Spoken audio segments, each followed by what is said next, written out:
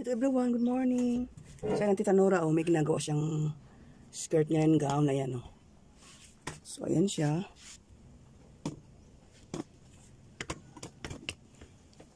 Ngayon ito, may tax siya. Ito naman, para walang tax. Ito yung tips ha. Para walang tax, ang gagawin ay, tatahiin mo muna yung tapat ng tax dito. Yan, tatahiin mo muna yan. Dun sa lamisa. Tatahiin mo yung gilid. Ayan. Para pagka binanat mo siya, hindi mahihigit pataas. So, ayan, ipipix mo siya dyan ngayon. So, ayan, ang ginawa ko. Ayan. So, ayan, tinahi ko hanggang doon. Tahi doon.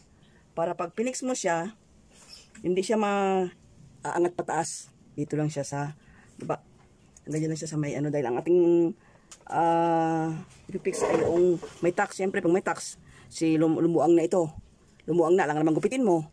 Huwag mo rin isama sa tax. No? Kundi, ganyan mo siya. Ayan. Yun. Para hindi siya mahila, kaya may tahi ka dyan. Ayan. Ito, huwag mo rin gugupitin itong bulaklak na ito kasi kapag tinahi mo yan sa, inatas mo sa, ano, sa yung top niya, ayan, yung top niya, huwag mong gugupitin yan kasi ilalabas natin yan para pagkuhan siya, diretso siyang bulaklak doon sa taas, sa top niya, sa blouse. So, ayan siya. Ayan. So, na-fix na yan sa bandang ito. Sa bandang harap sa may tax. Ayan. Ayan. Ganyan siya. Saka mo tahiin sa kamay. Tulad nito. Ayan. Tataas ko itong manikin. Ayan. So, tatanggalin mo yung tahi dito sa gilid. Diba, tinahian. Ayan, tinahi.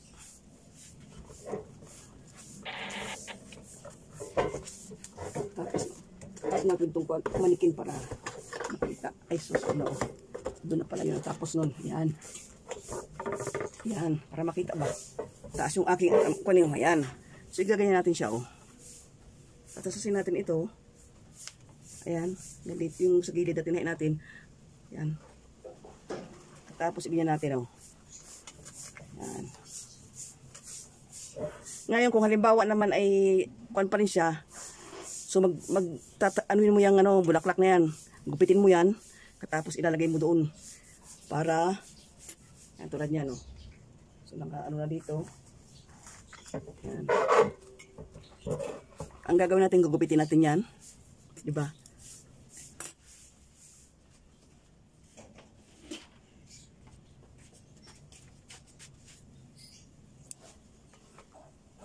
Gugupitin natin.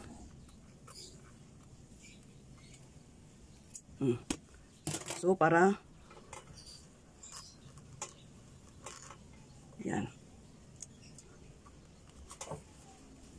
Buwas-buwasan yung ano, doon. So, pagtahi mo, hanggang dito rin lang sa ano. Huwag mo tayo yung taas dahil paano mo ikakabit doon sa ano. So, ayan siya.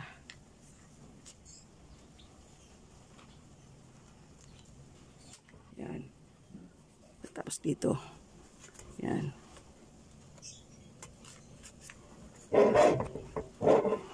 Katapos dito, tatahin natin dito sa itong bulaklak na ito. Ganon din ang gagawin natin. Yan. Ang tawag dito ay operasyon. Operahan mo yung yan. Yan siya.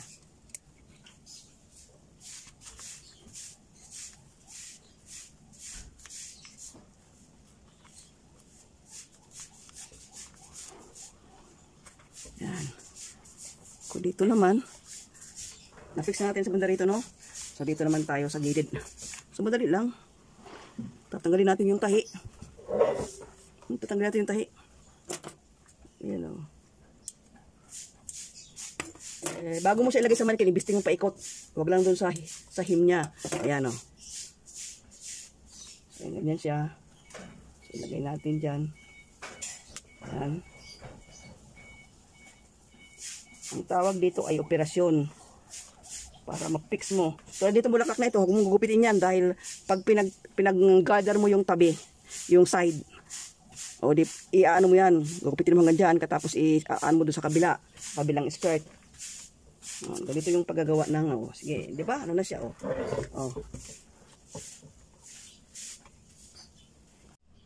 So, ayan, tatahin na natin. No? So, dito ka muna mag-start. Sa gitna, punta sa tabi. Papunta sa tabi. So, dito kasi gitna start. So, tahiin na natin.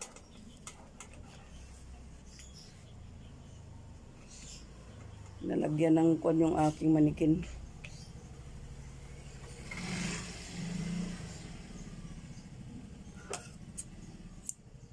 Dapat isa lang.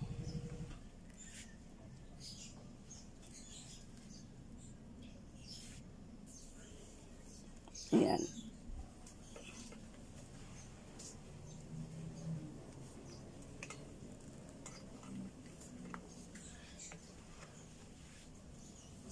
Bumili ako ng manikin. Ang manikin ko ito yung pinabol.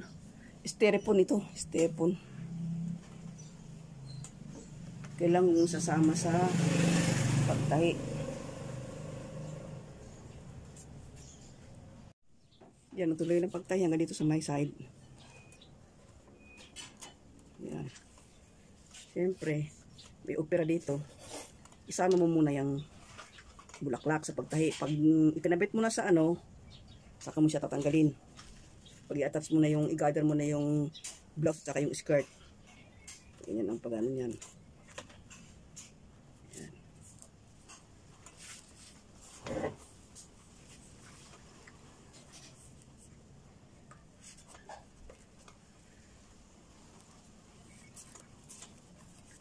Yan siya,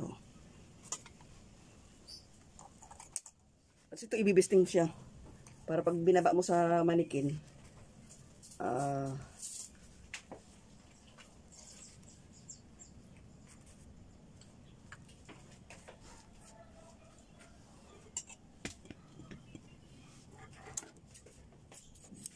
huwag kang mag-ano ng kwan. Tibit ako yung kukwan dito. Ayan. Tatayin mo siyempre yung baba. Ayan, Simula dyan sa may tinahi mong So, ayan. Tatahin muli yan kasi tinanggal ko kanina. Ayan.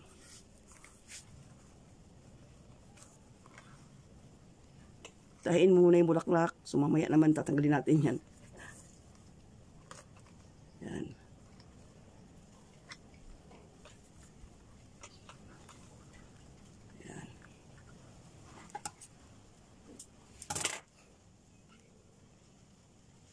Tatahiin mo rin ito. Ayan. Ayan. Para mamaya pagbaba mo sa tatasbit mo yan. Tataking mo.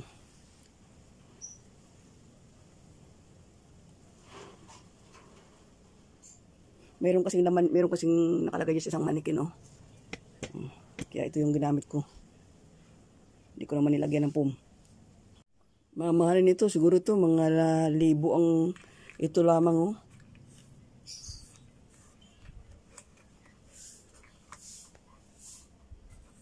Kasi hindi mo pwede naman yan isasama sa kwan. Hindi mo pwedeng isasama sa tax.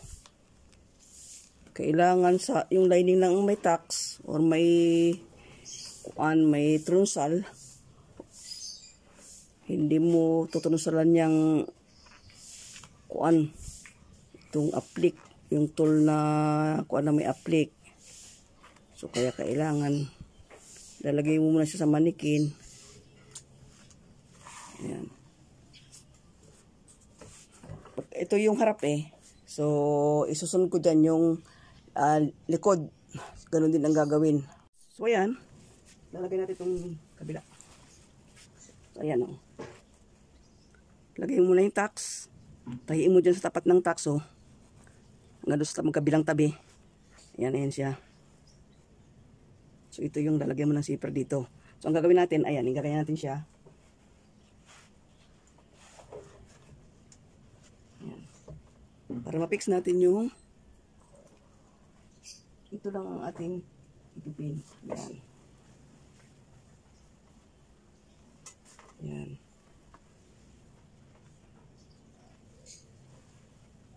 Dito lang sa may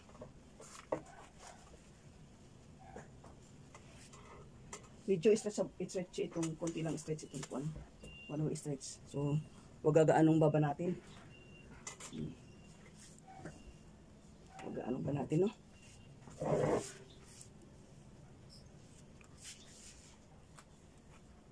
Yan, tapat ng yung tapat ng tayo, pin mo yun doon. Itong tela lang ha, hindi itong tol. Para maganda yung ano mo. So, ayan siya. Ang gagawin natin yan, alisin itong tinahin natin. Bilistik ko kanina, alisin natin yan.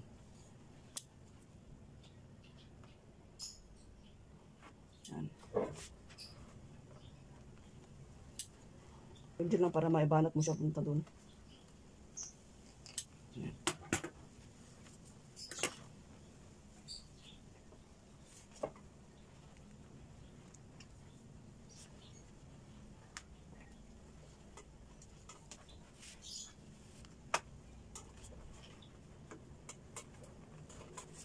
Ilisa ka na gaganyan, no? Saka mo siya. Yan. Tapos, tahiin.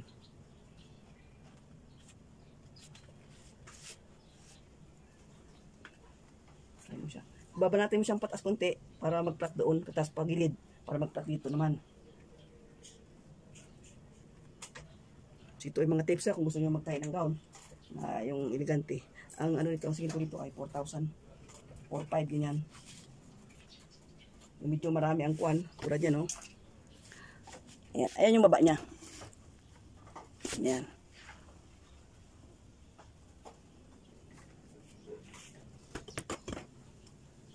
Ipakita ko lang sa inyo yung pag-fix dito. Para hindi kasama ang, hindi sasama sa tax or binas or dart yung tool. So, yan yung tips niya. Yan. So, natahi na siya, no? So, hanggang dito na lang. Bye for now. Sana may natutunan kayo mga tips yan. Paano gumawa ng gown. Ayan. Na ganito. May ganito siya. Ayan. Yung lining niya ay satin na magandang klase. So, yun na niya. Bago ka pa lang sa aking channel. So, subscribe ang hit the bell button para sa mga tutorials ko, more on ako sa mga gown ngayon, mga tips niya, techniques. So para kung sinong gustong matuto ng paggagawa ng gown, so ito bira lang, ito yung mga tips yan ha, mga tips yan, hindi yan yung pinag-aaralan mo sa kwan. Kung nag-aaral ka, so yan tulad yung mga yan, oh. Hindi yan ano. Kailangan yan. So, bye for now. God bless everyone. Have a good day.